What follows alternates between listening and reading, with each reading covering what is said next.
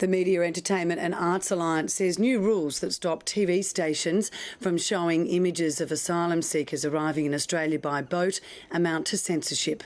They've been handed down by the Australian Communications and Media Authority after lobbying from the Immigration Department.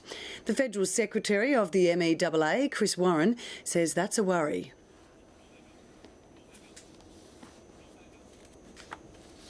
One of a package of restrictions on asylum seekers being able to be seen by the Australian people and to be able to tell their stories to the Australian people.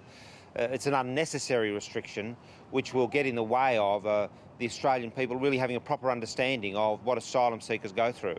But isn't this being done because there obviously are valid concerns about privacy? There are privacy concerns, but they're privacy concerns for the individuals, not for the Department of Immigration.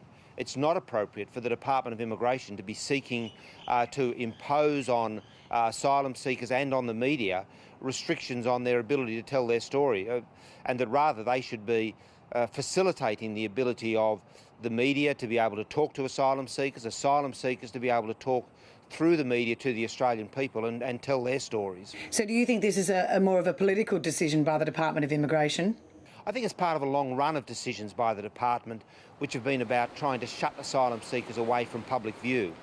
The public have got a right to know what's going on with asylum seekers and asylum seekers policy, and asylum seekers have got a right to show themselves to the Australian people. And it's only through that humanising and acknowledging each other's experiences that Australia is really going to be able to deal with the challenges of refugee policy. But when people are in any sort of custody and there are legal matters surrounding the dispute, there are other restrictions like this already in place. How is this any different? There are only restrictions in place where people have been charged with a criminal offence. Now, asylum seekers who come to Australia have not necessarily committed any criminal offence. They've got a right to seek refuge in Australia under the various conventions and under Australian law. So there's no argument that says that just because a criminal has legal rights to have their image concealed once they've been charged, that doesn't at all apply in these circumstances. In your view, does the Australian Communications and Media Authority need to review this decision? It's clear that this is a decision that's been made without proper consideration for the rights of the people at the centre of this. It's not appropriate for the Department of Immigration to place itself at the centre of this debate.